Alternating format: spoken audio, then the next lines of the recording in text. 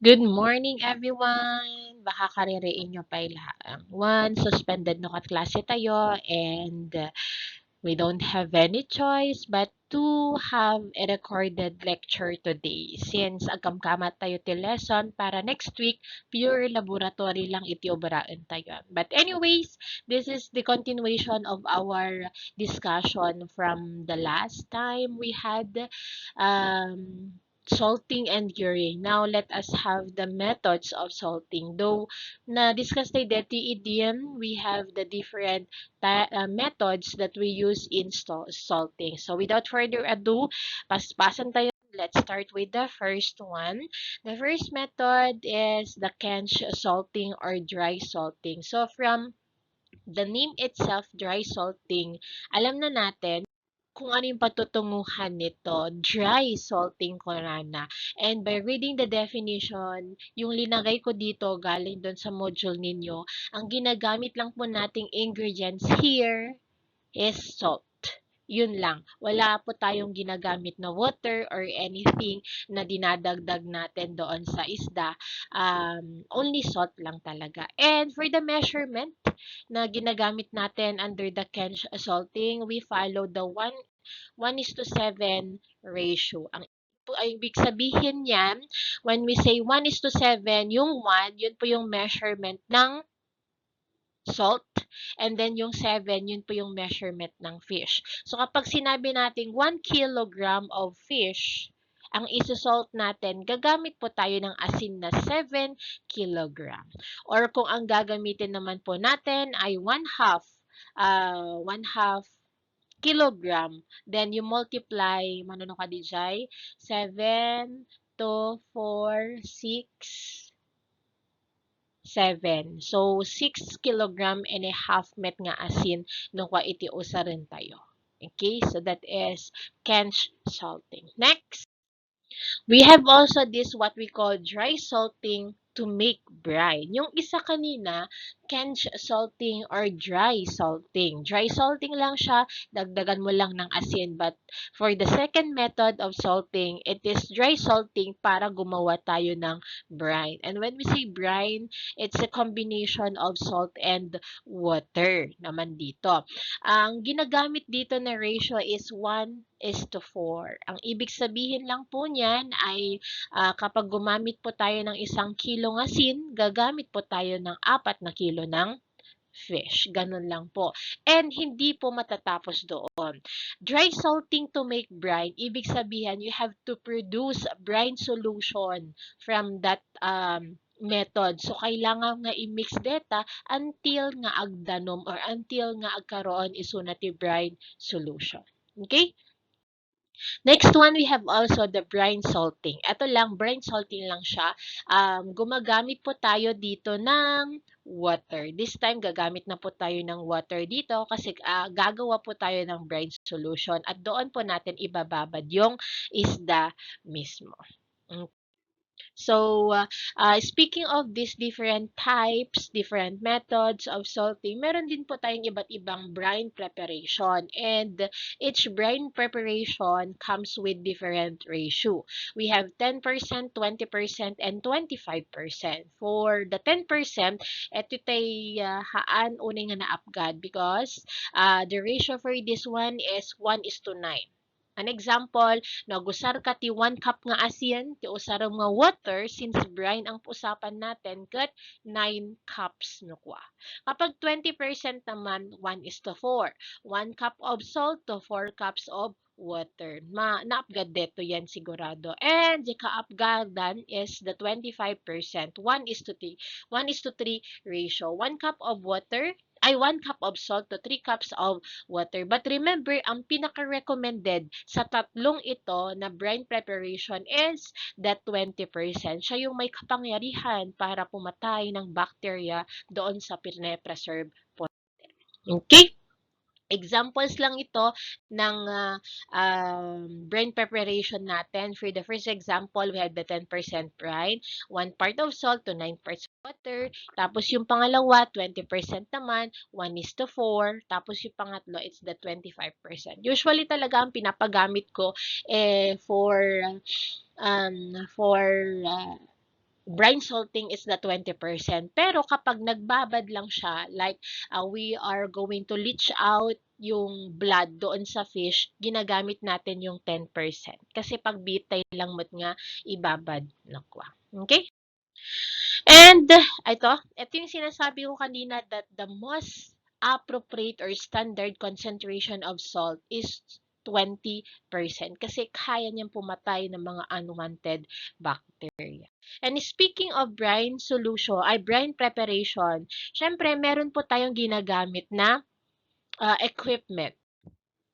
Ito po yung ayan. Ano pong tawag natin dito? This is what we call the salinometer. And if you still remember, at the discussion tayo under the different tools and equipments in measuring and calibrating kung ko natin idi. So, this is a salinometer. Anong gamit ng salinometer? Ginagamit siya para ma-measure ang salinity. At kapag sinabi nating salinity, te kinaapgad iti danom nukwa. Okay? So, yan. We are done with those methods of salting. Ngayon, let us move on to the properties and characteristics of salt naman. Since ang bida talaga dito sa curing and salting ay si asin, salt. And we have here the properties and characteristic of salt. When we say salt, wala po siyang amoy at kadalasan, karamihan yung nakikita natin, it's white or white crystalline yung kulay niya. Ngam adadamat dagitay dadumang klase ti asin pero sigurado mahal yung mga yon. Like we have the Himalayan salt, the pink salt, tayo. Even the curing salt, ditay pink o saron tayo ko nga paglalaok iti agaramid ti Tocino. Okay, naghinadagi siya. Okay, if you still remember, as I asked you before, what is the chemical compound or the scientific formula for salt? We have here the NaCl or what we call the sodium chloride. Kanyo liplipatan detoy kasi surely adan to jay exam nyo detoy. And saan ba nang gagaling ang asin? Pwede pong sa tubig ng dagat, salt wells, dagitay bubon, salt spring, lakes, and underground deposits. Pero ang kadalasan na ginagamit po natin ay sea water. Like Jepasukin, di ba? So, dati in Ilocos Norte, sila po talaga yung maraming gumagawa ng asin doon. And for the composition, bakit kaya tinawag na sodium chloride ang asin? Bakit compound to? Bakit na binubuo siya ng dalawang chemical? So, we have here the 39.39% of sodium chloride and the other is 2.6 water. Hindi po pure ang salt. May mga salt lang din na klase ng salt na it's 100% sodium chloride. Pero yung iba, may dagdag siyang water. Okay? Next, another property and characteristic of salt, it has antiseptic property. When we say antiseptic property, nakikita natin yung word na antiseptic doon sa mga sanitizer, doon sa mga hand alcohol na ginagamit natin. And that means kaya niya pong pumatay ng mga unknown or unwanted bacteria. Okay? Kaya nga na-preserve yung isda. Kasi pinapatay niya yung mga possible bacteria na pwedeng sumira doon sa isda. And the salt melts at 14.21 degree Fahrenheit or 77.2 degree Celsius and vaporizes rapidly in the heat. That's why kapag nagluto po tayo ng asin, kumuha tayo ng tubig sa dagat, no kung mamesa galon, natain lutom, tilang tumaramid mo kat mesa nga teaspoon. Kasi it evaporates rapidly in heat. Nawawala, nag-evaporate po yung mismong water. And our experiences with the grade 9 and grade 10 before, gluto kami ti asin, tinangalaan dakat ti mismo lapas ti danom na, nagbasit iti naaramid da. Ginamit po namin nung una, kahoy, naggaron-aron kami di talikod.